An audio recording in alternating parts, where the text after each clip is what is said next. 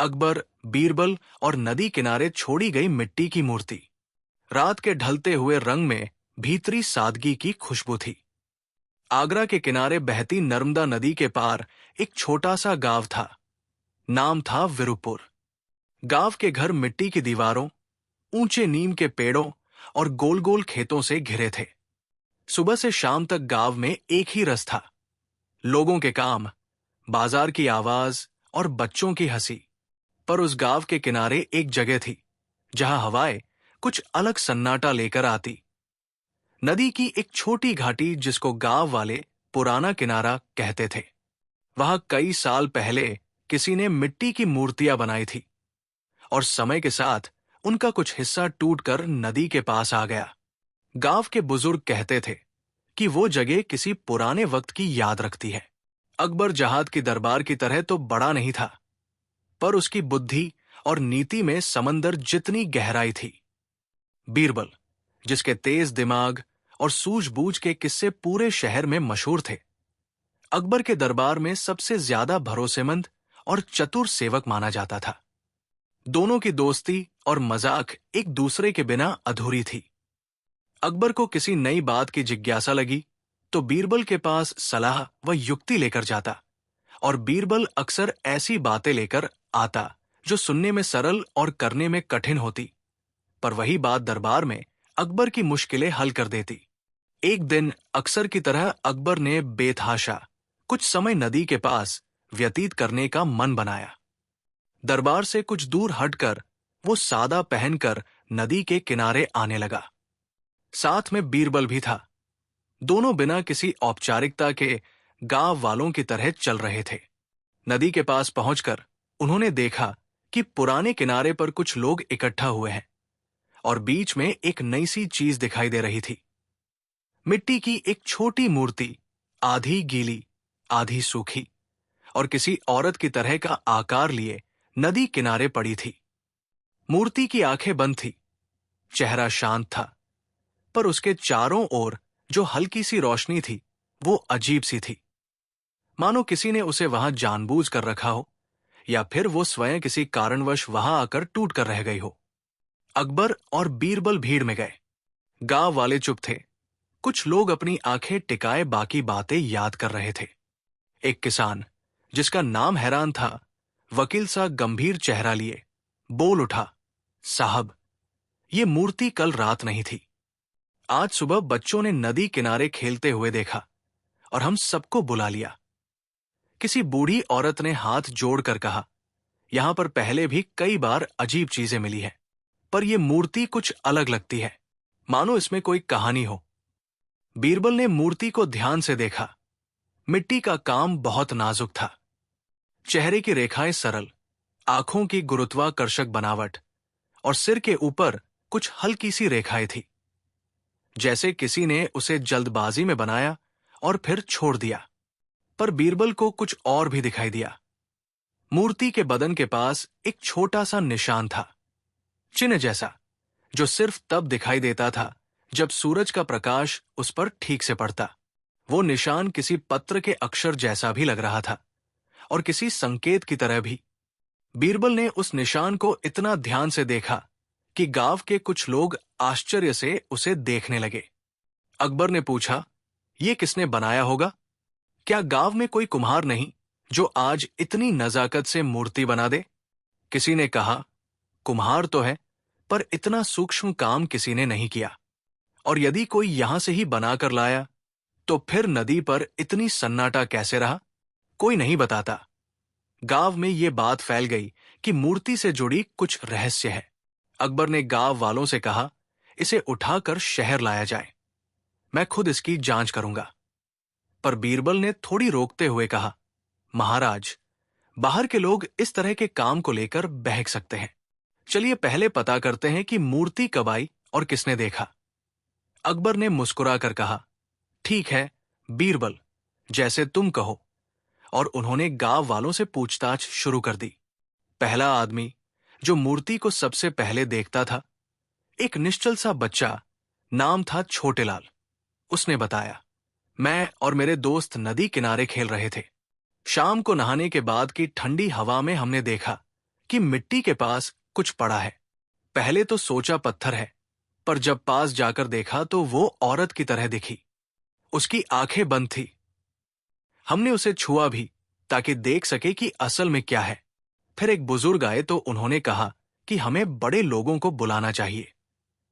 उसके शब्दों में कुछ साधारणता थी, पर आंखों में वो मासूम इमेज भरी थी जिसे देखकर दिमाग में सवाल उठते हैं। क्या बच्चे ने देखा या देखा ही नहीं? छोटेलाल का ढंग से कहना कि उन्होंने मूर्ति को छुआ, क्या उस छूने में कुछ खास था? बीरबल ने ध्यान नहीं दिया, पर अकबर ने कहा, छोटेलाल, क्या तुम सुन सकते हो कि मूर्ति से कोई आवाज आई? बच्चा डर कर बोला, नहीं महाराज। पर उस वक्त हवा कुछ अलग चल रही थी और मेरे कानों में भी कुछ सरसराहट सी हुई। अकबर ने हंसकर कहा, हवा हर जगह सरसराहट करती है, पर नदी पर तो और भी ज्यादा। पर बीरबल की आंखें संदेह से चमक गई। पड़ोस के एक मछुआरे ने कहा, कल रात मैं देर तक जाल लगाकर नदी में बैठा था। कुछ अजीब नहीं दिखा, पर गांव की भट्ठी पर काम करने वाला एक पुरबिया, जिसका नाम रामूलाल था, उससे बिल्कुल अलग कहानी सुनाया। उसने कहा, रात में मुझे अचानक नींद खुली, जैसे कोई आवाज आई थी, और मैंने खिड़की से देखा तो नदी के किनारे एक हल्की रोशनी देखी। बस यही। उसकी सादगी और डर दोनों मिलकर एक प्रकार की कहानियां जन्म दे रही थी। गांव के कुछ लोगों ने कहा कि रोशनी ने नदी को चमका दिया था, पर किसने रोशनी देखी, ये कोई जरूरी नहीं बता पाया। बीरबल ने यह कहा, अगर कुछ रहस्य है तो वो लोगों की आंखों से छिपा नहीं रह सकता। हमें जगह की तह तक जाना होगा। उसने गांव के सब लोगों से कहा कि कल सब लोग सुबह फिर से मिले और उसी जगह के आसपास नजर रखें। अकबर ने आदेश दिया कि मूर्ति को वही थोड़ा सुरक्षित रखा जाए ताकि उसे ले जाया जा सके। पर रात होते होते गांव में चर्चा ने आग पकड़ी। कोई कह रहा था कि मूर्ति किसी देवी की है, कोई कह रहा था कि कोई पुरानी किस्सा है और ये केवल एक संकेत है। पर सच के पास पहुंचने के लिए अकबर और बीरबल को स्वयं वहां रात बितानी पड़ी। अगली रात अकबर और बीरबल दोनों चुपके से नदी किनारे पहुंचे। चांद ऊंचा था और नदी में उसका प्रतिबिंब धीरे धीरे तैर रहा था। वहां एक छोटी सी बांसुरी बजती हुई सी हवा थी, पर कोई नहीं था। मूर्ति वहीं पड़ी थी और उसके चेहरे पर एक अजीब सा शांति का भाव था। बीरबल ने आंसुओं जैसा नहीं, पर ध्यान से देखा कि मूर्ति के पास कुछ नहीं था, कोई निशान, कोई छाप, सिवाय उस छोटे चिन्ह के। पर उस चिन्ह में भी रात के अंधेरे में कुछ चमक थी, जैसे किसी ने उस पर हल्का सा पानी छिड़का हो या रात्रि की ठंड से वो कुछ अलग दिख रहा हो। बीरबल ने अपनी पतली झील सी आंखें खोली और कहा, महाराज, ये केवल मिट्टी की मूर्ति नहीं है, इसमें कुछ छिपा हुआ है। पर मैं क्या कहूं, मुझे सीधा सा संकेत मिल रहा है कि ये किसी की याद है। अकबर ने पूछा, किसकी याद? बीरबल ने धीरे से कहा, एक कहानी, और हर कहानी का कोई खास सुराग होता है। अगले दिन गांव में एक नए व्यक्ति का जिक्र हुआ, एक बुजुर्ग साधु जो कुछ दिनों से गांव के पास आकर रह रहा था। लोग कहते हैं कि वो ज्यादा बोलता नहीं, पर उसकी आंखों में सूझबूझ थी। अकबर ने सोचा कि वो साधु शायद मूर्ति के बारे में कुछ बता सकता है। जब वे साधु से मिले तो साधु ने मुस्कुराकर कहा, मूर्ति, मैंने कल रात उसे देखा था। वो नदी के उसी किनारे नहीं थी जहां आप उसे पाए, पर नदी बहती है और वो मूर्ति भी शायद यात्रा कर रही है। साधु की हंसी में एक राग था, मानो वो परिचित कहानी से खेल रहा हो। बीरबल ने साधु के हाथों में मूर्ति के बारे में पूछा। साधु ने कहा, इस तरह की मूर्ति बनाना आसान होता है, पर उसे नदी किनारे छोड़ना कोई मजाक नहीं। उसे तो जैसे वापस लाया गया हो। इस पर गांव में उथल पुथल और बढ़ गई। किसने मूर्ति बनाई, किसने छोड़ी और क्यों वापस आई, हर किसी के मन में सवाल उठे। समय बीतता गया, पर सवालों का घेरा गहरा होता चला गया। फिर एक दिन एक अजनबी आया। वो शहरी था, साफ कपड़े और चमकदार जूते पहने हुए। उसका नाम था नसीर खुद को पुरातत्व का शौकीन बताता। उसने सुना कि यहां एक अद्भुत मूर्ति मिली है और वह इसे देखने आया। नसीर ने मूर्ति की नजरों से जांच की और कहा, यह वास्तव में प्राचीन कला का नमूना है। मिट्टी की बनावट, कला की नर्म रेखाएं, ये किसी पुराने मंदिर से ली हुई लगती है। पर बीरबल ने सिर हिलाते हुए कहा, अगर ये किसी मंदिर की है तो फिर इतना शांति से नदी किनारे कैसे आए? नसीर ने धीरे कहा, कभी कभी पुरानी चीजें अपनी मंजिल खुद बनाती हैं। इस जवाब ने किसी को संतुष्ट नहीं किया। मूर्ति पर चर्चा के दौरान गांव के एक किशोर, जिसका नाम रज्जू था, अचानक हंस पड़ा और बोला, मुझे एक बात याद आई। मेरी नानी कहती थी कि नदी किनारे प्राचीन लोग अक्सर किसी को अपील करने के लिए मूर्तियां रखते थे। पर अगर यह सच है तो कौन अपील करने आया होगा? रज्जू की बातों में मासूमियत थी, पर लोग सोचने लगे कि मूर्ति किसी की मदद मांगने या किसी संदेश देने के लिए छोड़ी गई हो सकती है। अकबर ने बीरबल से कहा, तुम्हारे विचार क्या है? क्या यह केवल एक कला का नमूना है या इसके पीछे कुछ और है? बीरबल ने कुछ देर सोचा और कहा, महाराज, हर रहस्य दो तरह से खुलता है। या तो वो किसी की दिमागी चाल के कारण खुलता है, या फिर वो खुद समय के साथ खुल जाता है। पर यहां की सबसे अनोखी बात यह है कि मूर्ति नदी किनारे आई, नदी जैसे किसी को बुला रही हो। अकबर ने मुस्कुरा कर कहा, तो हमें नदी की कहानी जाननी होगी। वो कौन सी कहानी है जो नदी बताने को उद्यत हो? उन्होंने नदी के पुराने दस्तावेज, गांव के बुजुर्गों की कहानियां और पुराने नक्शों की खोज शुरू की। नक्शों में उस किनारे का एक पुराना नाम लिखा था, संदेश घाट। नाम सुनते ही गांव के कुछ बुजुर्गों की आंखों में चमक आ गई। एक बुजुर्ग जो 10 बरस से गांव में था बोला, हमारे पूर्वज कहते थे कि संदेश घाट पर लोग कभी कभी संदेश भेजते थे, पर वो संदेश सुलझे हुए नहीं आते। लोग वहां छोटी छोटी चीजें छोड़ते थे और कहते थे कि नदी अपने स्वर में जवाब देगी। इस बात ने घटनाओं में और चुभन ला दी। क्या कोई संदेश भेजा जा रहा था? एक छात्र जिसने फारसी पढ़ाई की थी, उसने कहा कि पुराने जमाने में लोग नदी किनारे संदेश भेजने के लिए मिट्टी की मूर्तियां बनाते थे। पर मैं इस बात को सस्ता नहीं मान रहा हूं। बीरबल ने कहा, अगर ऐसा था तो हमें उस मूर्ति के पीछे का संदेश पढ़ना होगा। पर कोई भी नहीं जानता था कि संदेश क्या था। मूर्ति के भीतर कोई कागज नहीं था, सिवाय उस छोटे चिन्ह के जो कभी कभी चकोर चांद की रोशनी में अलग दिखाई देता। ये चिन्ह बारीक था और किसी अक्षर की तरह भी लगे और किसी प्रतीक की तरह भी। बीन सी आवाज ने कहा, यह प्रतीक जैसे किसी पौराणिक कथा का हिस्सा हो। अकबर ने नसीर से कहा कि मूर्ति की मिट्टी के नमूने लेकर शहर के संग्रहालय के वैज्ञानिकों से मिलकर जांच करें। नसीर ने चुपचाप अनुमति ली और कुछ नमूने लिए। पर शहर से लौटकर वो बोला, परीक्षण में कुछ असामान्य मिला। मिट्टी में कुछ अनूठे रेशे मिले जो आम मिट्टी से अलग थे। पर यह प्रमाण नहीं दे सकता कि ये मूर्ति कहां से आई।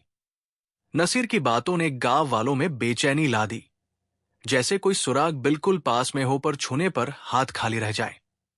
दिन ब दिन घटनाएं और भी पेचीदा होती गईं। पहले बच्चों ने कहा था कि मूर्ति को छूने पर हवा में सरसराहट हुई। अब हर शाम गांव के कुछ लोग नदी किनारे खड़े होकर यही अनुभव कर रहे थे।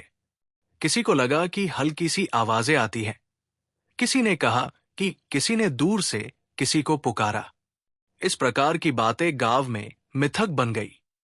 पर अकबर और बीरबल दोनों जानते थे कि मिथक तब तक रिपोर्ट बनते हैं जब तक कोई ठोस सच्चाई सामने ना आए। बीरबल ने कहा, हमें मूर्ति की रात दिन निगरानी करनी होगी। कौन रोशनी दे रहा है, किसने उसे छोड़ा और क्यों, उन सबको हम रात में ही पकड़ेंगे। अकबर ने इस पर हामी भरी। उन्होंने एक छोटी टीम बनाई। गांव के कुछ भरोसेमंद युवक, गांव के कुछ बुजुर्ग जो रात में जागते रहते थे, और छोटे छोटे चुपके से काम करने वाले लोग। वे रात को मूर्ति के किनारे बैठते और निगरानी करते। कुछ रातों में कुछ नहीं हुआ। कुछ रातों में नदी पर हल्की सी चमक दिखी, पर कोई स्पष्ट आग या रोशनी का स्रोत नहीं मिला। कुछ रातों में आवाजें आई, पर वे सब बचे हुए मतों की तरह थी। आधी सुनाई देती और आधी खो जाती। ये सब देखकर गांव में भय और उत्सुकता दोनों का मिलाजुला भाव पैदा हुआ। इसी बीच एक नया मोड़ आया। एक दिन सुबह पता चला कि गांव के मंदिर से एक प्राचीन घंटी गायब है।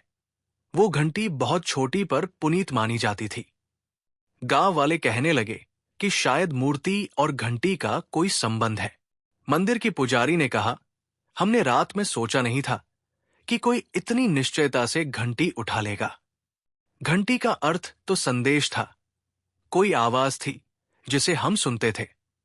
ये बात सुनकर अकबर का मानना पक्का हो गया कि ये केवल एक खेल नहीं, बल्कि किसी का संदेश हो सकता है। बीरबल ने कहा, घंटी और मूर्ति, दो चीजें जो दोनों ही आवाज और सन्नाटे से जुड़ी है। हमें दोनों के बीच का रिश्ता खोजना होगा। अकबर ने निर्णय लिया कि मूर्ति को सुरक्षित स्थान पर रखा जाए। पर अगले दिन सुबह जब वे आए तो मूर्ति गायब थी। केवल वही छोटा निशान रेत पर बचा था, जैसे किसी ने अचानक उसे उठाकर ले लिया हो। गांव में ठंडी हवाएं शामत लेकर आईं। किसने मूर्ति ली? गांव के हर कदम पर संदेह पैदा हुआ। नसीर बोला, शायद इस मूर्ति को लेने वाला कोई पुरातत्व चोर हो सकता है। पर बीरबल ने कहा, नहीं, ये इतनी सरल बात नहीं। अगर वो पुरातत्व चोर होता तो मूर्ति बिना किसी निशान के ले जाता और गांव के चोरों की तरह दिखा देता। पर वो तो निशान छोड़ गया, जैसे किसी ने कहा था, मैं वापस आऊंगा। अगले कुछ दिनों में मूर्ति समय समय पर गायब होती और फिर वापस आ जाती। कभी नदी किनारे, कभी गांव के बाहर, कभी पुराने मंदिर के पास। इस चक्कर में गांव वाले बेहाल थे। हर बार जब मूर्ति लौटती, उसके पास कुछ नया होता। कभी उसके सिर पर एक कंकड़ी होती, कभी उसकी आंखों के पास साबुत मिट्टी की एक परत जमी होती, कभी उसके पैरों के पास एक छोटा सा फूल होता। ये सभी चीजें संकेत की तरह लगती, पर किसी का अर्थ स्पष्ट नहीं होता। बीरबल ने कहा, यह किसी के हाथ की कला है। कोई संदेश भेजने वाला बार बार संकेत दे रहा है, पर यह हमें चुनौती दे रहा है कि हम उसे समझ लें। अकबर ने कहा, हमें संकेतों को जोड़ना होगा। हर निशान के पीछे कोई कहानी छिपी है। एक रात जब बारिश ने हल्का सा रिमझिम शुरू कर दिया, गांव के कुछ लोग औरतों के साथ नदी किनारे गए, क्योंकि कई बार ऐसा माना जाता कि किसी महिला की भावनाएं कुछ सच्चाइयों को उजागर कर सकती है। पर बारिश में मूर्ति उसी तरह पड़ी हुई थी और पास में एक छोटा सा पैमाना मिला, जैसे किसी ने उसे वहां ही पीछे छोड़ा था। पैमाने पर कुछ उंगलियों के निशान थे। ये मानो किसी ने किसी छोटे हाथ से पैमाना छोड़ा हो। बीरबल की आंखों में चमक फिर से आई। ये सब बच्चों की तरह सूक्ष्म है। उसने कहा, जिसने भी ये सब कर रहा है वो मजबूर है, न कि चालबाज। अकबर ने चुपचाप पूछा, क्यों मजबूर? बीरबल ने कहा, क्योंकि जो व्यक्ति मजबूर होता है वो चुपके से काम करता है, निशान छोड़ता है ताकि कोई उसे पकड़ न ले, पर सच्चाई भी कुछ भीतर छोड़ देता है। फिर हुआ ऐसा। गांव के सबसे बुजुर्ग दादाजी बलराम ने एक रात अस्पताल से लौटते हुए बताया कि उसने नदी किनारे एक लड़की को देखा है। वो बर्फीली रातों जैसी सर्द थी, पर लड़की ने हाथ में कुछ पकड़ा हुआ था।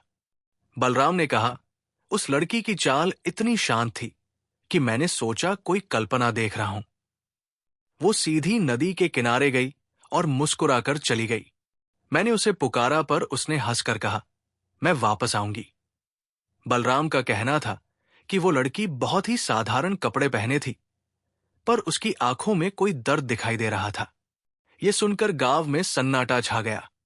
किस लड़की की बात कर रहे थे? कौन थी वो जो मैं वापस आऊंगी कहकर चली गई? अगले दिन गांव में कुछ बच्चों ने कहा कि उन्होंने नदी किनारे उस लड़की को देखा है, पर कोई भी उसे पकड़ न पाया। हर बार जब कोई उसके बाद गया, वो गायब हो गई। पर एक बच्चा अचंभित था। उसने कहा कि उस लड़की ने उसकी झोली में एक छोटा सा चावल का दाना रख दिया था और कहा, इसे अच्छे से संभालना, ये तेरे काम आएगा। बच्चे ने कहा कि दाना बिल्कुल सामान्य चावल का था, पर एकदम चमकदार। ये छोटी बात भी गांव में चर्चा बन गई। क्या ये लड़की कोई भूत थी या फिर किसी ने जानबूझकर डर फैलाया था? अकबर ने बीरबल से कहा, यह कहानी अब किसी खेल जैसी नहीं रही, हमें साक्ष्य चाहिए। बीरबल ने कहा, साक्ष्य तो मिलेंगे पर सच्चाई तभी निकलेगी जब हम लोगों के दिलों की बात जान लें। उसने गांव के कुछ लोगों से बात की, उन लोगों से जिनके घरों के आधे सदस्य नदी से जुड़ते थे, मछुआरे, नाविक और जो लोग रात में जाल लगाते थे। उनमें से एक नाविक, जिसका नाम था मोही, बड़ा अनुभव वाला था। मोही ने कहा, मैंने एक बार नदी में देखा कि एक छोटी सी नाव आई, पर उसमें कोई आदमी नहीं था। बस एक छोटी सी गठरी थी और उस पर मिट्टी की कुछ चीजें रखी थी। मैंने वो नाव किनारे लगा दी, पर फिर वो अचानक चली गई। मोही की बात पर लोगों ने कहा कि ये कोई आम घटना नहीं, पर मोही ने कहा, नदी में कई रहस्य छिपे होते हैं और वे हमें परखे बगैर छोड़ देते हैं। जैसे जैसे सप्ताह बीते, संकेत और भी स्पष्ट होते गए। मूर्ति के पास कभी एक छोटी पत्ती, कभी एक पुराना सिक्का, कभी एक टुकड़ा कपड़ा मिल गया, पर हर बार किसी ने उसे उठाया और वो आवाजें फिर से शुरू हो गई। कुछ बुजुर्गों ने बताया कि ये बाध्यता की आवाज है, जैसे कोई ये चाह रहा हो कि उसका संदेश पहुंचे पर कोई नहीं सुन रहा। बीरबल ने कहा, हर संदेश का मतलब नहीं होता कि वो स्पष्ट होगा, पर हमें यह जानना होगा कि यह संदेश किसको भेजा जा रहा है। बीरबल के लिए संदेश मतलब था, एक व्यक्ति या एक जगह या एक घटना जिसे समझना था। एक शाम जब बच्चे स्कूल से लौट रहे थे, उन्होंने देखा कि नदी किनारे एक अधूरा घर है, या यूं कहें कि एक नीची सी छत और कुछ दूर तक फैला हुआ एक आंगन। बच्चों ने कहा कि वहां एक बूढ़ी औरत रहती थी, एक अजनबी जो कुछ महीने पहले आई थी और उसने किसी से बात कम की थी। बच्चों ने उसे देखा और कहा कि वो अक्सर नदी किनारे जाती और देर तक बैठी रहती। किसी ने कहा कि वो रोती है, किसी ने कहा कि वो गीत गाती है, पर किसी ने उसका नाम नहीं पूछा। बच्चे डर कर गए और गांव ने उसकी खोज शुरू कर दी, पर वो और भी तेजी से आने जाने लगी। इस बूढ़ी औरत का नाम था गोमती।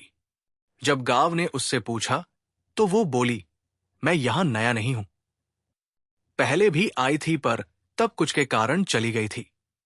ये मूर्ति, हां, मुझे इसकी याद है। सबने कहा, तुम्हें याद है? पर कैसे? गोमती ने धीरे से कहा, कई साल पहले मेरी एक बेटी थी, उसका नाम था सुरभि। सुरभि नदी के पास खेलते खेलते गायब हो गई। मैंने उसे तलाशा पर नहीं पाया। लोग कहते थे कि नदी ले गई, पर मैंने कभी मान कर देखा नहीं। पर कुछ साल बाद मैंने गांव से सुना कि किसी ने नदी किनारे एक छोटी सी मूर्ति छोड़ी है। वो बिल्कुल सुरभि की तरह दिखती थी। गोमती की बात सुनकर गांव का हर दिल धड़क उठा। क्या यह सुरक्षित कारण था? क्या सुरभि अभी भी किसी तरह संदेश भेज रही थी? गोमती ने बताया कि सुरभि बड़ी होकर कहीं बाहर जा सकती थी, पर अचानक गायब हो गई। वो अक्सर नदी के पास जाती, पत्थरों पर बैठकर तारों को गिनती और लोगों को गीत सुनाती। एक दिन जब वो नदी किनारे खेल रही थी, तभी एक कागजी नाव आई और सुरभि ने उसे पकड़ने की कोशिश की, पर फिर कागजी नाव बह गई और सुरभि भी उसके साथ चली गई। किसी ने उसे नहीं देखा। ये कहानी सुनकर सबके दिलों में अजीब सी करुणा भर गई। गोमती की आंखों में जो दर्द था, वो किसी पुरानी आग की तरह था। वो अब भी हर रात नदी किनारे जाती थी, शायद बेटी की याद में। अकबर ने कहा, यदि मूर्ति सुरभि की याद है, तो क्यों वो बार बार आई और चली गई? और क्यों उसे इतने छोटे छोटे संकेतों के साथ छोड़ा जा रहा है? बीरबल ने कहा, यकीनन कोई उसे भेज रहा है, पर कौन और क्यों? इस प्रश्न का जवाब किसी को मालूम नहीं था। गांव की बातों में एक हल्का बदलाव आया। लोगों ने कहा कि शायद नदी ने सुरभि की याद वापस लौटा दी है, ताकि उसका परिवार कुछ पहचाने। पर कुछ लोग मानते थे कि ये सब केवल एक दुखी मां की कल्पना है, जो हर छोटी छोटी चीजों में अपने बच्चे को ढूंढ रही है। अभी भी सब कुछ अस्पष्ट था कि उसी रात एक नया मोड़ आ गया। गांव के एक युवा नटखट बच्चे, जिसका नाम इरफान था, उसने कहा कि उसने नदी के किनारे एक पत्थर पर कुछ खुदा हुआ देखा, बिल्कुल उसी निशान जैसा जो मूर्ति के पास था। इरफान ने कहा कि निशान की आकृति बदलती है, कभी एक अक्षर जैसा और कभी एक फूल जैसा। बीरबल ने उसे ध्यान से देखा और फिर कहा, यह निशान किसी संदेश की तरह है, पर भाषा नहीं कहती, इसे किसी और तरह से पढ़ना पड़ेगा।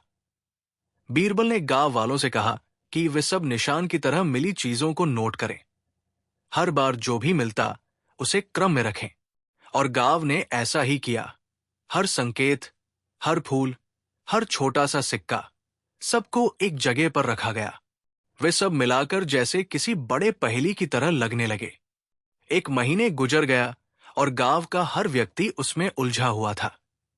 पर तभी गांव के अलावा भी कुछ परिवर्तन दिखने लगे। आसपास के गांवों के लोग भी इस कहानी को सुनने लगे और धीरे धीरे ये खबर शहर तक पहुंच गई। कुछ लोग कहते थे कि ये गांव अब किसी प्रसिद्ध कहानी का हिस्सा बन गया है, पर अकबर और बीरबल दोनों जानते थे कि कहानी का असली उत्तर अभी नहीं मिला, कुछ और होना बाकी था। फिर एक रात, जब आसमान तारों से भरा था, गांव के लोग फिर से नदी किनारे इकट्ठा हुए। किसी ने पीछे की एक झाड़ी में हल्की सी आवाज सुनी। आवाज बिल्कुल मानवीय थी, जैसे कोई सुस्केरा रहा हो। बीरबल ने कहा, जो कुछ भी है वो अब खुलने वाला है, पर हमें शांत रहना होगा और देखते रहना होगा। अकबर ने भी गंभीर मुद्रा अपनाई और कहा, यदि सच में कोई संदेश है तो वो अब खुलेगा।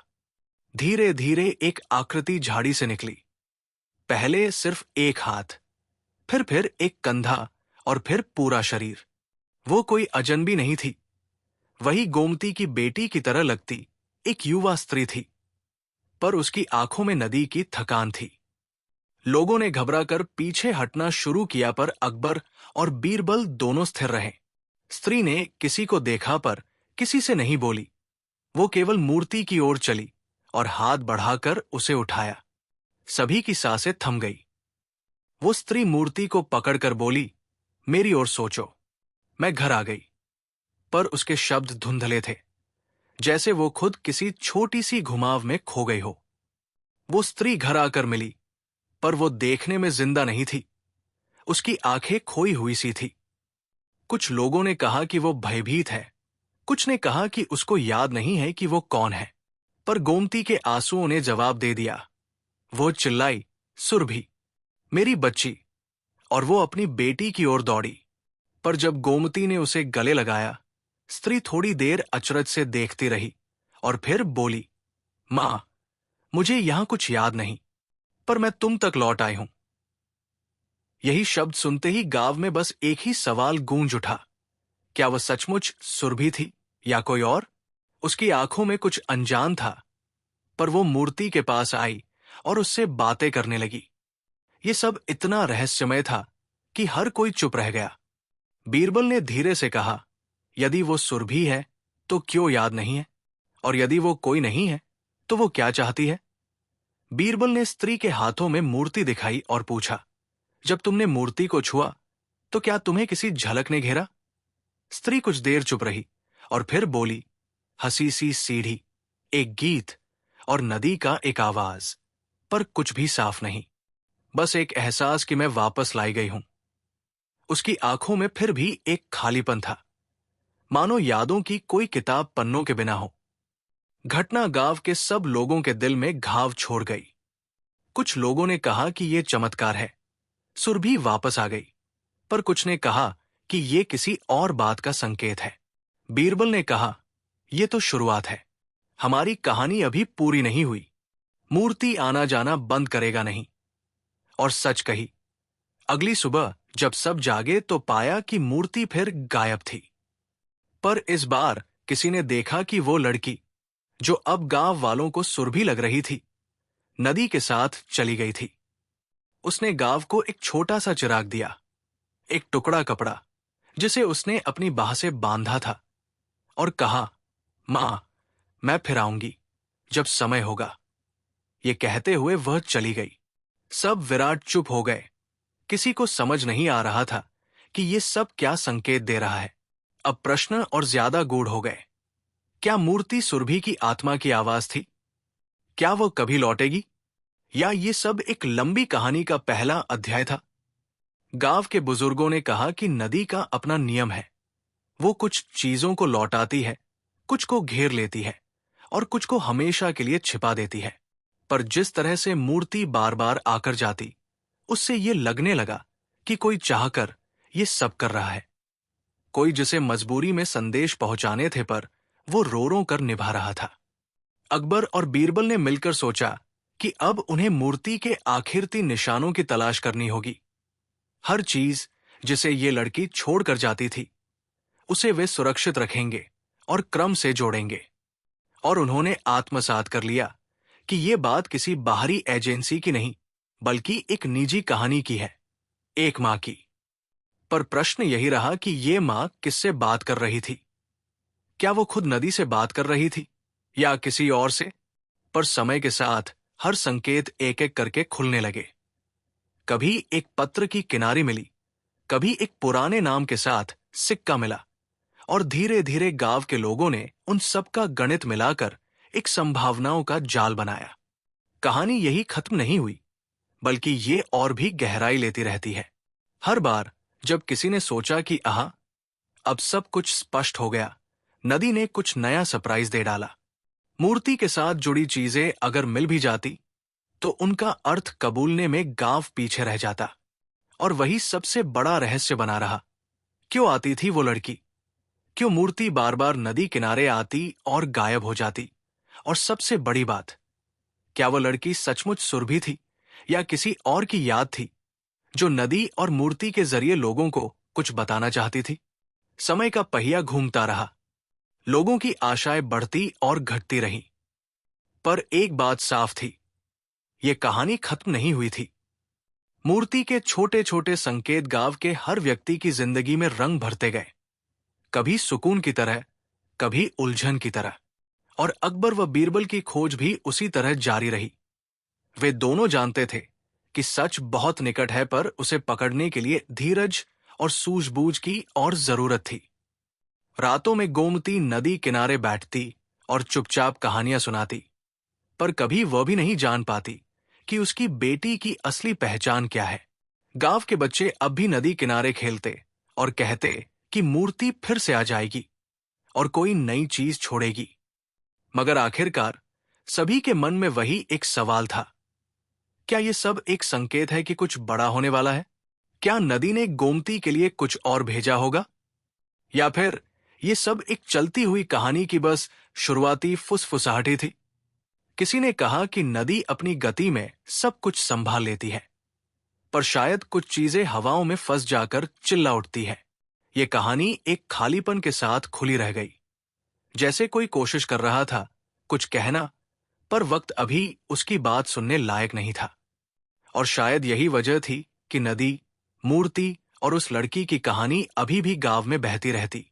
एक गीत जो पूरा नहीं हुआ था, एक जिज्ञासा जो अभी किसी सफर पर निकल चुकी थी, और एक मां की आस जो हर दिन नदी किनारे बैठकर सोचती रही, क्या मेरी बेटी सचमुच लौट आई, या नदी ने मुझे केवल एक संकेत भेजा है कि मैं इंतजार करूं? गांव का वो समय जब खेत सोने जैसा मस्कराता और हवा में कुछ मीठी सी नमक जैसी खुशबू रहती थी, उसी समय कहानी एक नए मोड़ पर आ पहुंची। मूर्ति की घटनाओं के बाद गांव में एक सन्नाटा और साथ में एक बेचैनी छा गई थी। गोमती अब भी हर रात नदी किनारे जाती, पर उसकी आंखों में जो चमक थी, वो किसी राहत की नहीं, वो किसी इंतजार की थकान थी। कितने ही लोग उसकी तरफ सहानुभूति से देखते, पर कोई भी उस खालीपन को भरने का तरीका नहीं जानता था। अकबर और बीरबल अब नियमित रूप से गांव आते। उसकी जांच को वे दोनों एक प्रकार से निजी काम मान चुके थे, किसी सरकारी काम से अधिक एक मानवीय वायदा जो उन्हें पूरा करना था। बीरबल रोज गांव के लोगों से, बच्चों से, नाविकों से बातें करता और हर नन्हे से सुराग को नोट करता, पर हर बार जब वो लगता कि अब सब कुछ साफ है, तो नया सुराग हाथों से फिसल सा जाता। ये फिसलन किसी धोखे जैसी नहीं थी। ये उस तरह की थी कि जैसे कोई चाहकर किसी बात की तह को छिपा रहा हो, पर साथ में चाहता भी हो कि उसे खोज लिया जाए। एक दिन बीरबल ने गांव के सबसे पुराने पेड़ के नीचे बैठे कुछ बच्चों को देखा। वे लोग एक छोटा सा खेल खेल रहे थे, पर उनकी आवाजों में एक अजीब सी गंभीरता थी। बीरबल ने उनसे पूछा, तुम लोग किस बारे में खेल रहे हो? एक बच्ची, जिसका नाम मीरा था, बोली, हम वो खेलते हैं जिसमें हम किसी खोई हुई चीज को ढूंढते हैं। पर मूर्ति वाली कहानी में हमने देखा कि कुछ चीजें एक दूसरे के साथ जुड़ी हैं। हमने मिलकर एक नक्शा बनाया है। नक्शा? बीरबल की जिज्ञासा जाग उठी। बच्चों ने दिखाया। नक्शा बहुत साधारण था। नदी की रेखा, पुराने मंदिर की निशानी, गोमती का घर और कुछ छोटे चिन्ह जिनकी व्याख्या बच्चों ने अपनी कल्पना से की थी।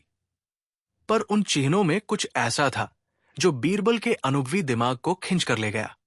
बच्चों ने कुछ स्थानों पर छोटे छोटे गोले बनाए थे जहां अक्सर मूर्ति वापस आती थी, और उनमें से कुछ में छोटे छोटे पैमानों की तस्वीरें भी खींची थी जिन्हें वे अपनी मौसी के पुराने लिए हुए कपड़ों से निकाले गए धागे से बांधते थे।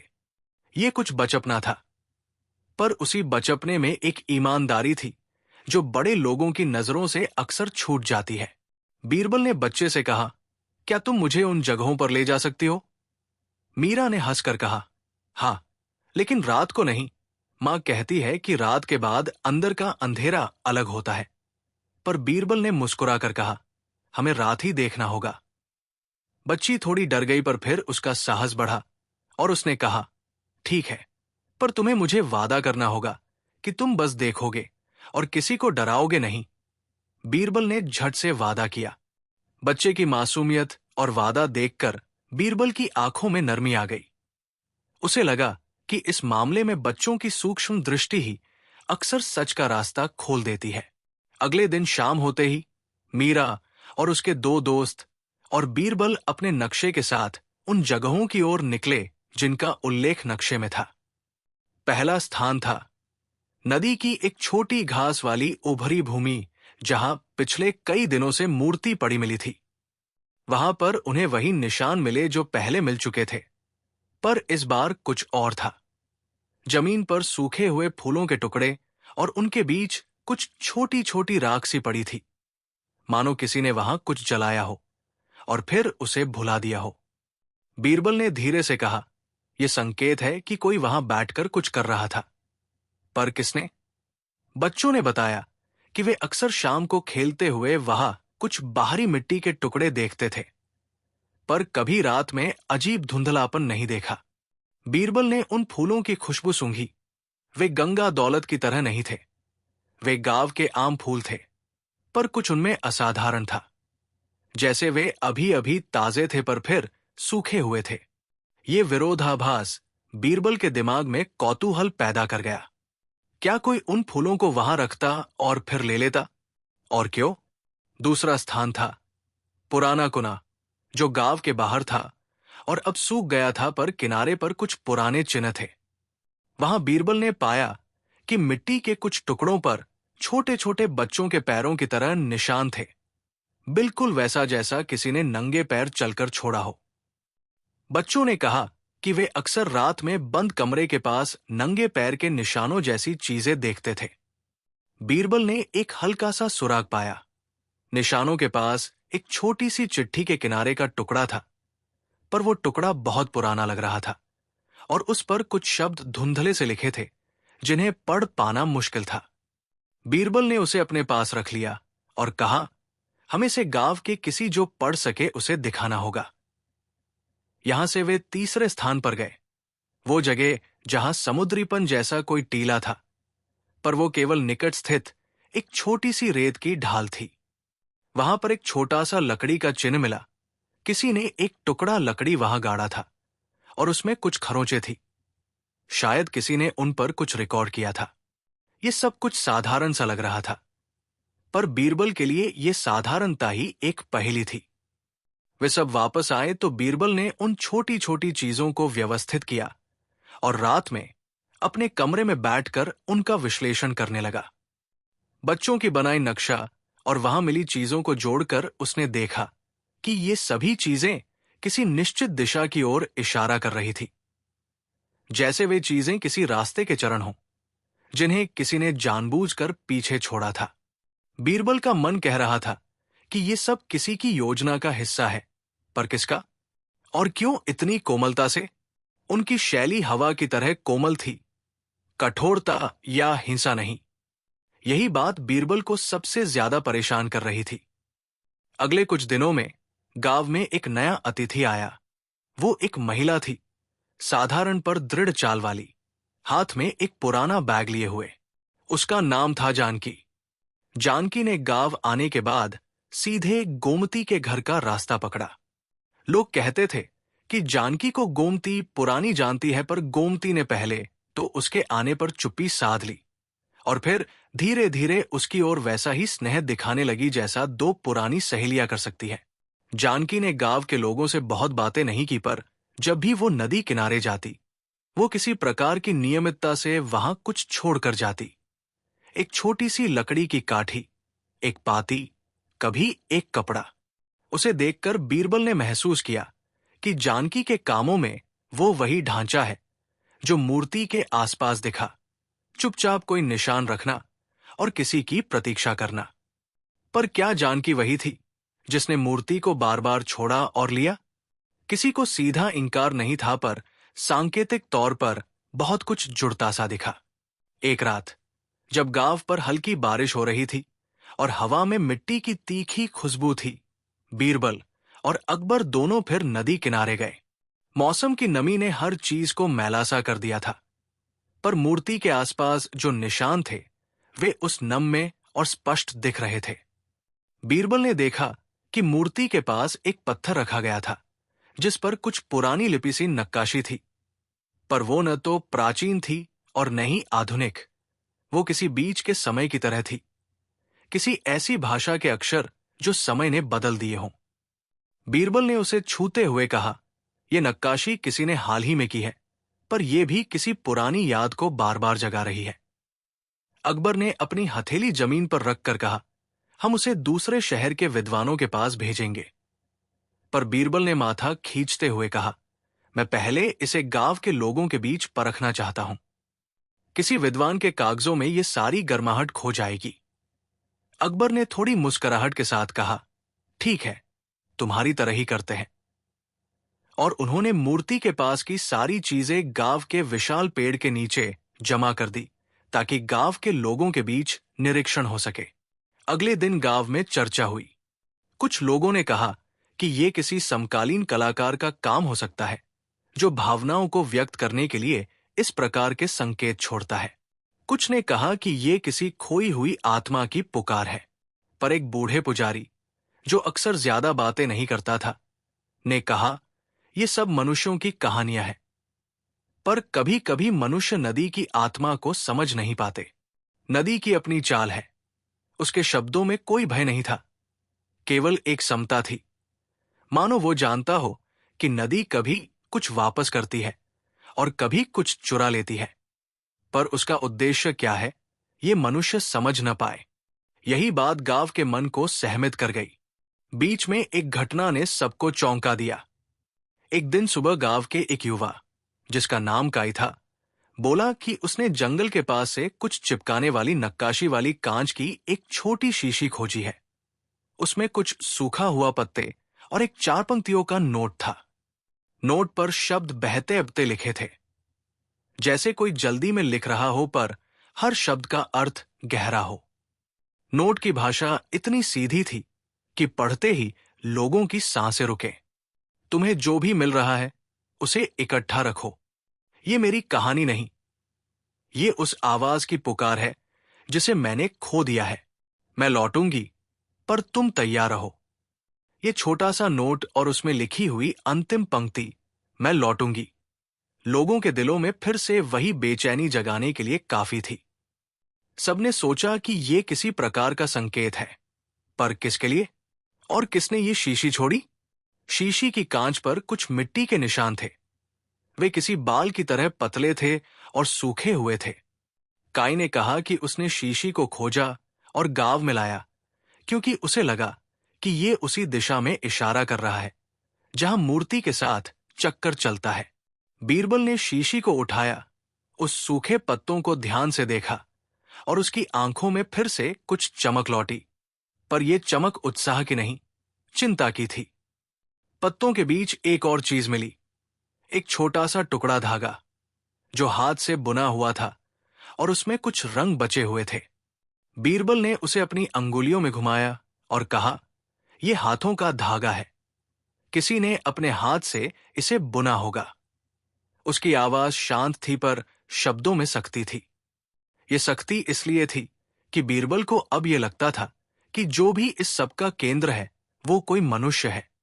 किसी की पीड़ा, किसी का इंतजार और किसी की कोशिश, और वे सब कुछ बहुत ही धीरे धीरे बड़ी सावधानी से कर रहे थे ताकि किसी अनजाने ने उन्हें टोक न दिया। पर सवाल वही बना, कौन? उस शाम गांव के लोग आम सभा में मिले और सब ने अपने अपने अनुभव सुनाए। कुछ ने कहा कि रास्तों पर कुछ और निशान दिखे, जैसे किसी ने बीच बीच में कोई संदेश छोड़ दिया हो। कुछ ने कहा कि नदी के एक कोने में पुराना तख्ता मिला जिस पर किसी की कलम से कुछ तरीके से नाम लिखा हुआ था, पर वो नाम एक महिला का था जिसका नाम सुरभि से अलग था। ये सब कलह की तरह था, सब चीजें जुड़ रही थी पर तस्वीर फिर भी अपूर्ण थी। बीरबल ने सबकी बातों को ध्यान से सुना और कहा, हम हर एक संकेत को जोड़ेंगे, पर हमें धैर्य चाहिए। सत्य धीरे धीरे भी निकलता है, पर वो एक बार सामने आ जाए तो सारे परतें हट जाती हैं। सबने सहमति जताई, पर किसी के मन में एक डर थी कि क्या ये सच में सही रास्ता है या कुछ और गहरा छिपा हुआ है। एक सप्ताह बीत गया। इस दौरान गोमती के व्यवहार में भी कुछ बदलाव आए। वो अब कभी कभी बिना बताए गांव से चली जाती और कुछ देर बाद वापस आती। लोगों ने देखा कि उसके हाथों में अक्सर कोई छोटा सा टुकड़ा रहता, कभी एक पत्थर, कभी एक फूल, कभी एक तार का टुकड़ा। जब उससे पूछा गया तो वो मुस्कुरा कर कहती, ये सब संकेत मेरे लिए है, ये मेरी बेटी की बातें हैं। लोग दया से देखते और कुछ चुप रहते, पर अकबर और बीरबल अब इस मामले में और गहराई तक जाने के लिए तैयार थे। बीरबल ने कहा कि वो उन संकेतों की एक डायरी बनाएगा और हर बार जो कुछ मिलेगा उसे वहां लिखेगा, ताकि समय के साथ पटरी पर कुछ साफ आए। रातों के निगरानी में एक नई घटना हुई। एक रात गांव के कुछ लोगों ने देखा कि नदी किनारे से किसी ने हल्की सी आवाज में कोई गीत गाया। वो गीत पुराना था और कुछ ऐसे शब्द थे जिन्हें सुनते ही एक सी कोमलता फैल जाती थी। गीत का सुर इतना धीमा था कि लोग उसे पहले नहीं पहचान पाए, पर फिर एक बूढ़ी औरत ने कहा, ये वही गीत है जो सुरभि अपनी नानी के साथ गाया करती थी। ये शब्द सुनकर गांव में सन्नाटा छा गया। गीत, मूर्ति, शीशी, धागा सब एक साथ जुड़ने लगे, पर फिर भी एक आखिरी कड़ी गायब थी। किसने ये गीत गाया? किसकी आवाज थी? और क्या वह आवाज उसी लड़की की थी जिसे गोमती मान रही थी? अगले सप्ताह एक बड़ा तूफान आया। हवा ने पेड़ों को झुका दिया और नदी ने अपने किनारों को हिला दिया। तूफान के बाद सब कुछ बदल गया। कुछ पुराने पेड़ गिर गए, कुछ रास्ते बदल गए और मूर्ति की घटनाओं में भी एक नया मोड़ आया। तूफान के बाद गांव के कुछ लोग नदी किनारे गए और पाया कि एक पुराना भूला सा घर जो कभी था, अब उसकी दीवारों पर कुछ ताजा लिखावट थी। किसी ने दीवार पर बड़े अक्षरों में कुछ लिखा था। अक्षरों का अर्थ स्पष्ट नहीं था, पर उन अक्षरों को देखकर गोमती की सांस अटक गई। वो दीवार के पास आई और अपने हाथों से उन शब्दों को सहलाया जैसे कोई मां अपने बच्चे के चेहरे को सहलाती हो। अक्षरों का अंश ये था, जहां पानी और मिट्टी मिलते हैं वहां एक नाम उभरता है, उसे ढूंढो। ये संदेश इतना सरल और फिर भी इतना भारी था कि सभी लोग चौंक उठे। बीरबल ने कहा, यह स्पष्ट संकेत है कि किसी को यह उम्मीद है कि हम खोजेंगे, पर सवाल वही रह गया, कौन? और क्यों इस तरह का संकेत? क्या ये आखिरी संकेत था या बस अगला चरण? हर कोई दिल ही दिल में यही सोच रहा था कि अब आगे क्या होगा। नदी के किनारे बचा हुआ वो छोटा सा निशान, दीवार पर लिखा संदेश, गोमती का अनिश्चित सुख दुख, बच्चों का नक्शा, बीरबल की डायरी, ये सब अभी संकेतों के रूप में बिखरे हुए हैं। और जहां संकेत है वहां सवाल होते हैं। जिस तरह से नदी हर चीज को अपने पास बुलाती और कभी कभी लौटा देती है, उसी तरह ये कहानी अब भी बह रही है, धीरे धीरे, अनिश्चित तरीके से। और हर नए दिन के साथ एक नया सुराग सामने आता है, पर पूरा सच अभी छिपा हुआ है। तूफान को बीते 3 दिन हो चुके थे। गांव की मिट्टी में अब भी नमी थी। घरों के छप्परों पर बारिश की गंध अटकी हुई थी और हवा में एक अजीब सा बोझ था, जैसे किसी अनकही बात ने सबके मन में जगह बनाई हो। पुरानी दीवार पर लिखी पंक्ति, जहां पानी और मिट्टी मिलते हैं वहां एक नाम उभरता है, उसे ढूंढो। गांव के हर कोने में फुसफुसाहट बन चुकी थी। कौन सा नाम? क्यों ढूंढना है? और किसने ये लिखकर छोड़ा? बीरबल इन सवालों को कई रातों से अपने मन में घुमा रहा था। अकबर भी असामान्य रूप से शांत रहने लगा था। वो अपने आसपास के हर बदलाव को ध्यान से देखता, किसी साधु की तरह सुनता और फिर धीमी आवाज में कहता, ये कहानी किसी एक व्यक्ति की नहीं है, कुछ और गहरा है। पर सबसे अधिक बदलाव गोमती में दिख रहा था। पहले वो केवल नदी किनारे बैठती थी, पर अब वो अक्सर अकेले जंगल की तरफ जाती। ऐसा लगता था जैसे उसे दूर कहीं से कोई खिंचाव बुला रहा हो। गांव वाले सोचते, क्या वह अपनी बेटी की तलाश में है या किसी अदृश्य वस्तु के पीछे? किसी को जवाब नहीं था। नए पात्रों का आगमन। तूफान के बाद के चौथे दिन 2 अजनबी गांव में पहुंचे। दोनों बहुत अलग थे, पर साथ चल रहे थे। पहला, लंबा, दुबला पतला, सांवले रंग का आदमी, दाढ़ी छोटी थी और आंखें तीखी। नाम बताया, आलोक। कहता था वो पुरानी वस्तुओं और संकेतों पर शोध करता है। दूसरा, एक औरत, उम्र लगभग 25-27, चेहरे पर थकावट और चिंताओं की लकीरें। नाम, निशी। दोनों ने गांव में कदम रखते ही वही प्रश्न किया, क्या नदी किनारे मिलने वाली मिट्टी की मूर्ति यही मिली थी? गांव वाले पहले थोड़ा घबरा गए।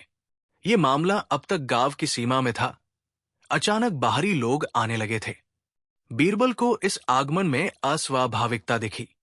जब वे दोनों अकबर और बीरबल से मिले तो आलोक ने कहा, महाराज, मैं झूठ नहीं बोलूंगा।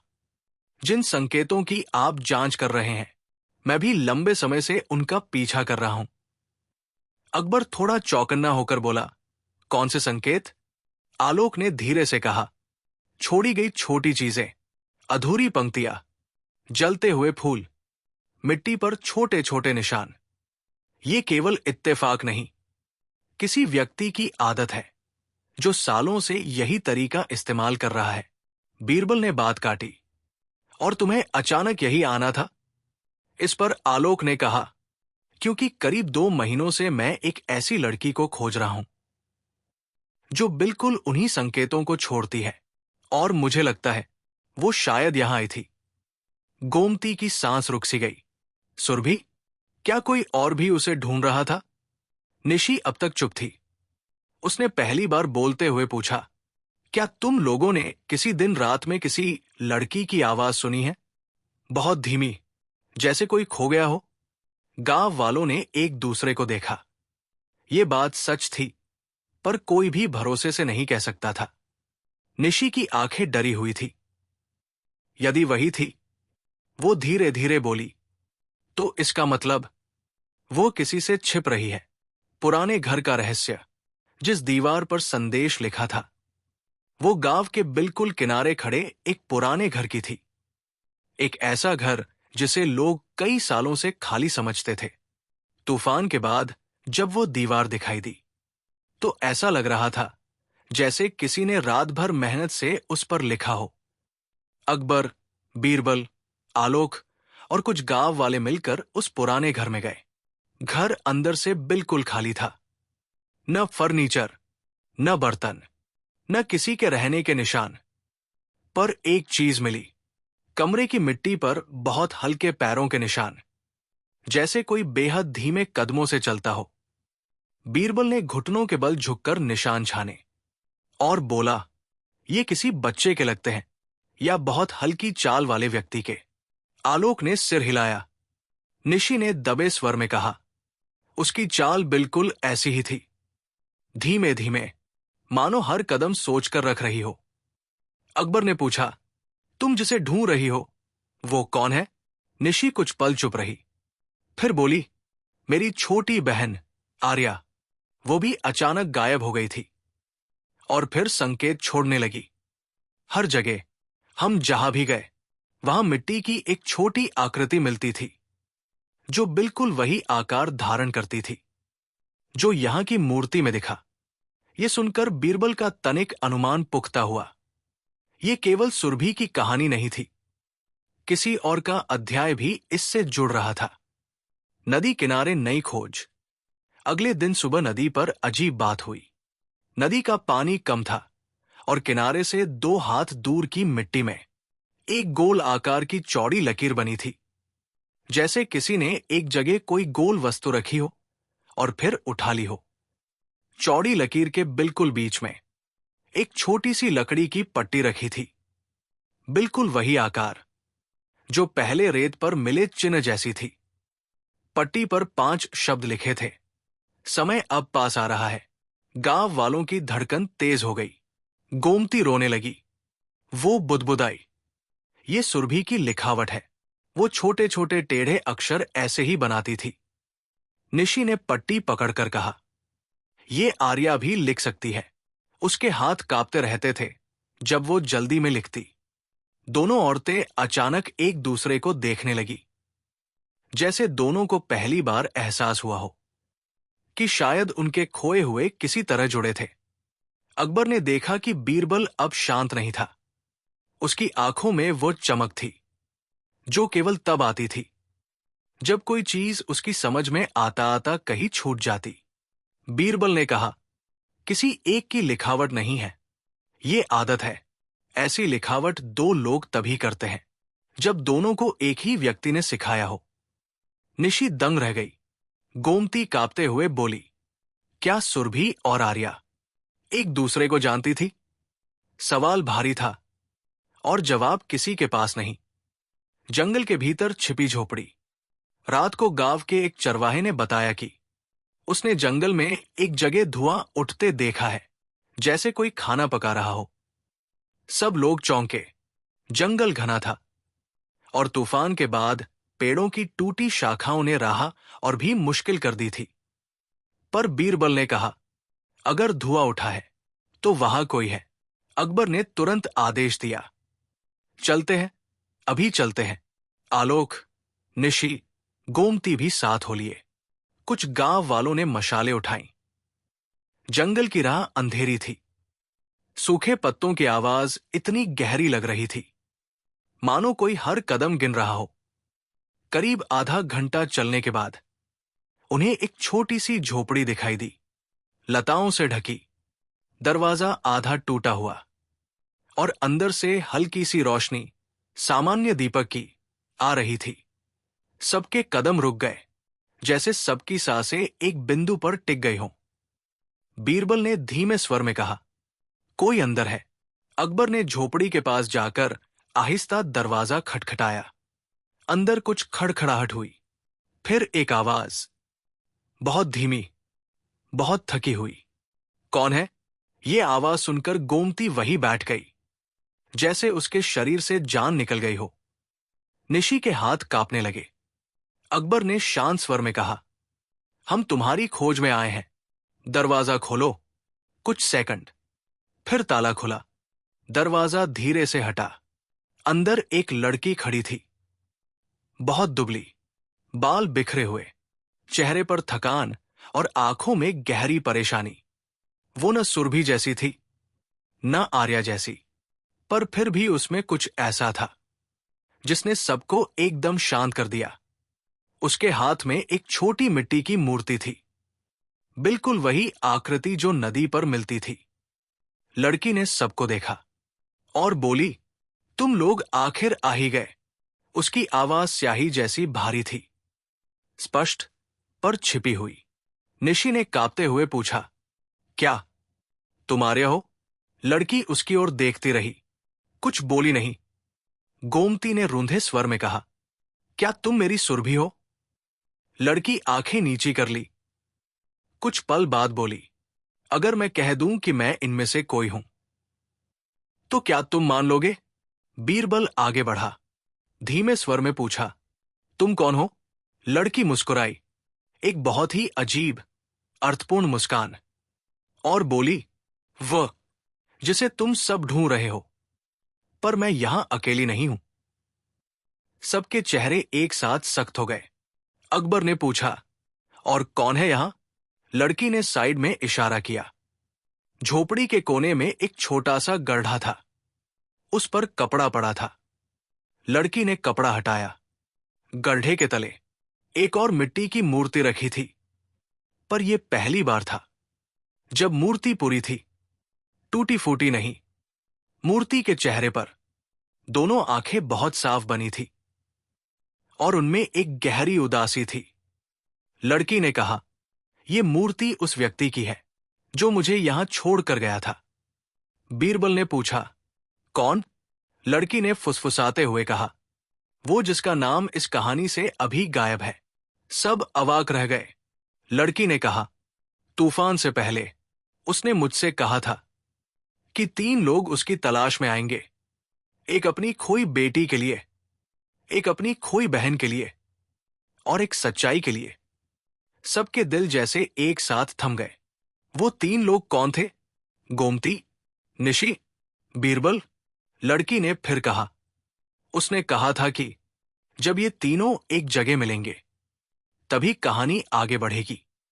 अकबर ने पूछा, कौन था वह आदमी? लड़की ने आंखें बंद कर ली और शांत स्वर में बोली, मैं उसका नाम नहीं कह सकती, अभी नहीं।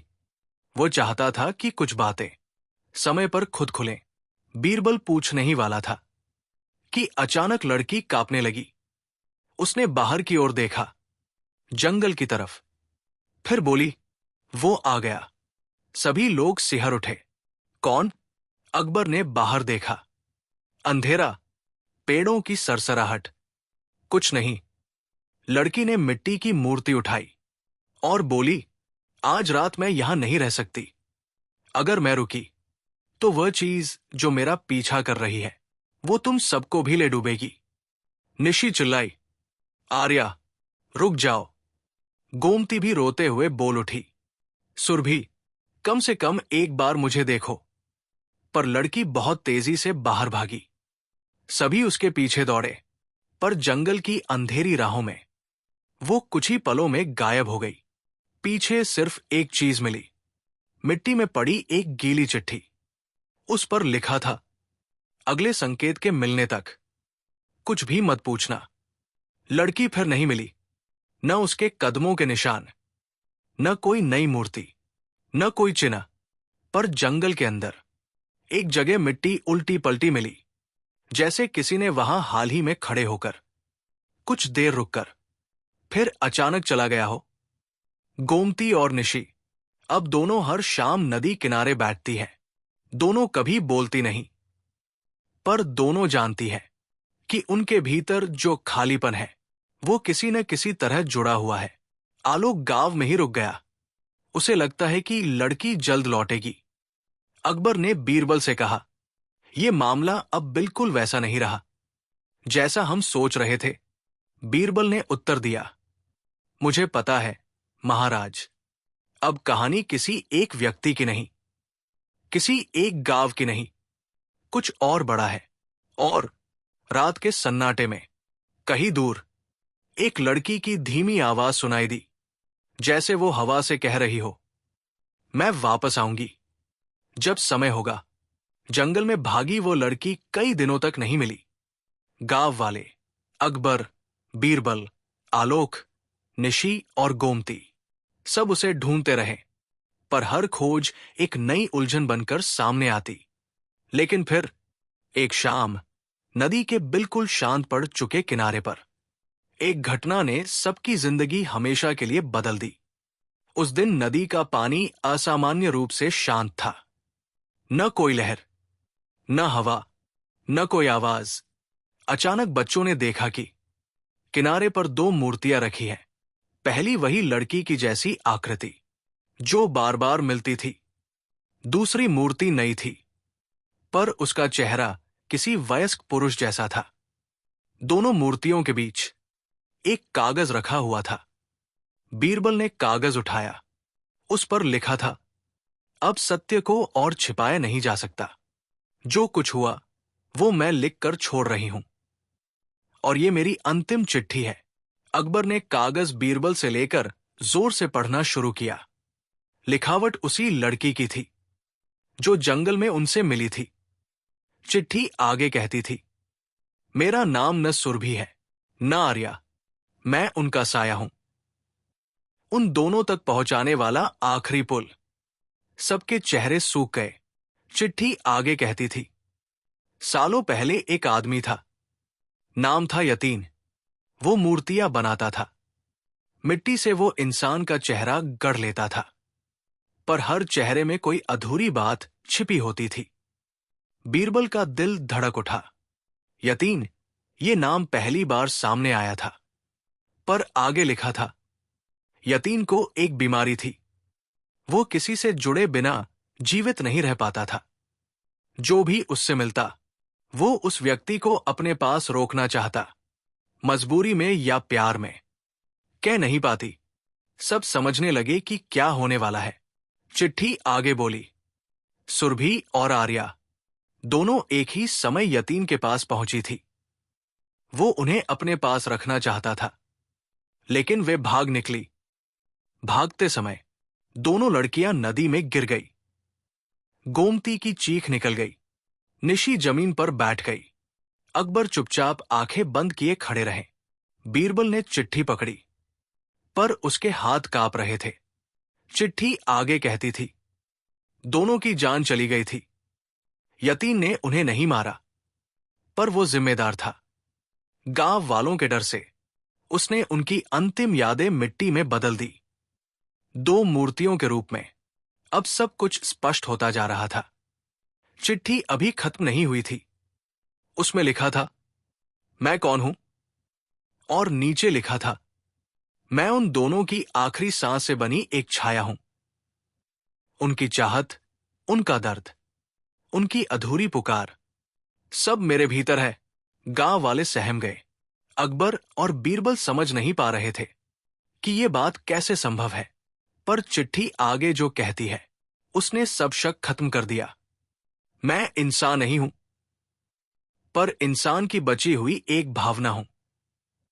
नदी ने मुझे आकार दिया ताकि मैं उनकी कहानी पूरी कर सकूं। अब बीरबल के चेहरे पर दुख और स्वीकार दोनों झलक रहे थे। चिट्ठी की आखिरी पंक्तियां थी, मैंने मूर्तियां इसलिए रखी ताकि तुम सब सच जान सको, ताकि कोई और इन कहानियों में ना फंसे।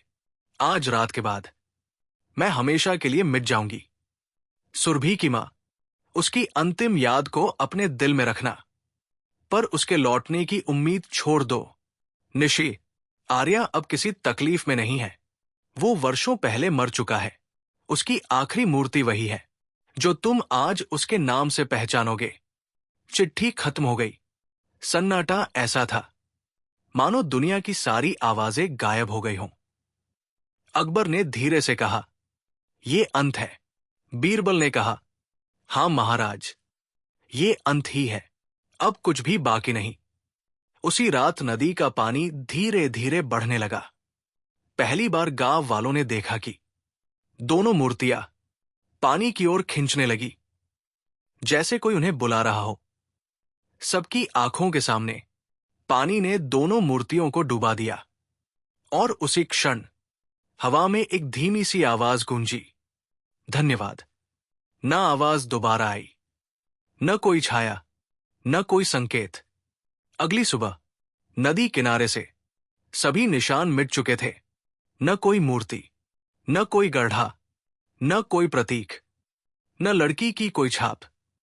सब कुछ हमेशा के लिए समाप्त।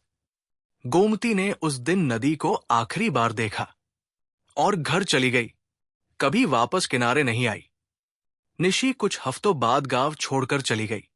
उसके चेहरे पर पहली बार शांति थी। आलोक ने गांव की सीमा पर खड़े होकर कहा, अब मेरा काम पूरा हुआ, और हमेशा के लिए चला गया। अकबर ने बीरबल से कहा, कुछ कहानियां पूरी होनी ही थी।